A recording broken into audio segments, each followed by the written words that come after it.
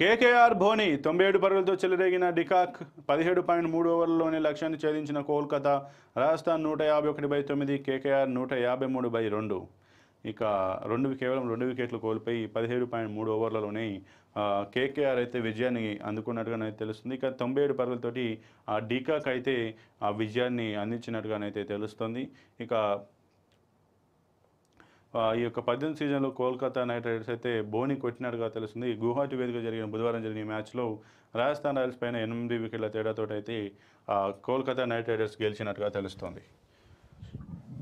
నేడు ప్రభుత్వ ఇఫ్తార్, ముఖ్య అతిథిగా సీఎం చంద్రబాబు. విజయవాడలో నిర్వహణ, 75 లక్షల రూపాయల ఖర్చు. మంత్రి ఫరూక్. ఇక నేడు ప్రభుత్వ ఆధ్వర్యంలో ఆ ఇఫ్తార్ విందు అయితే ఇవ్వనున్నట్టుగానే తెలుస్తుంది. దీనికి ముఖ్య అతిథిగా సీఎం చంద్రబాబు అయితే రానున్నట్టుగా తెలుస్తుంది.